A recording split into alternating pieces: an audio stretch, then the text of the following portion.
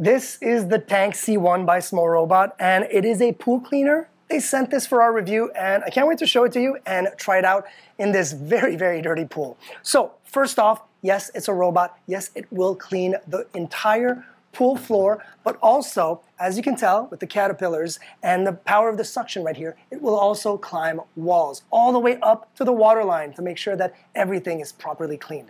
So you look at these, I always look at this as, this will actually get that grime, probably that algae at the bottom of your pool, if you have some, that will take care of it because this will continuously roll and go all around your pool. Now this whole system has two different setups. This is the power off button, the S and the F.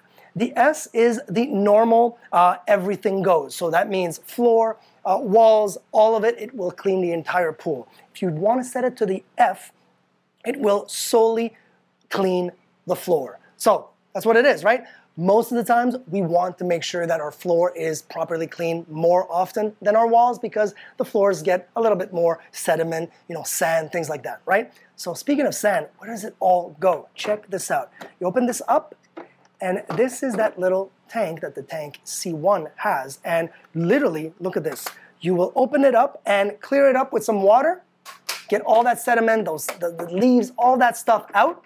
And then when you're ready to go, just put it back in, close, and you're good to go. Now, there are a few things that we need to talk about how to start putting it in the water and the steps. We're gonna do that right now. We'll be right back.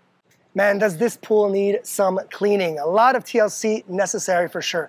This thing will not do any of the skimming for, things, pollen, things like that, and dust at the top of the water, but will take care of floors and walls like we discussed. Now, when you first turn it on, doesn't matter if you go on the S or the floor mode, automatic or floor mode, you need to turn it on while this thing is on a flat surface just like this. So I will turn it on, and I will put it on S, and you see the lights turn on. You got to wait. I need to wait a few seconds for the light to turn yellow. Once it's yellow, we're gonna wait. Once it's yellow, I will pick it up, submerge in the water, not drop it, submerge it and hold it into the water line so it gets, see, we got some yellow blinking lights. This is what's gonna happen. So it's really, really simple to understand. And at this point, it's green ready, but yellow blinking. Yellow blinking means I'm keeping it at this level. I'm letting the water get into the tank, into the machine itself. And when it stops blinking, it's when I can actually drop it in the pool. You can do this with the hook that they provide as well, which we'll talk about in a few seconds. But right now, I know it's ready to go. It's blue, it's not blinking anymore. I'm gonna let it go, make sure that it's good to go.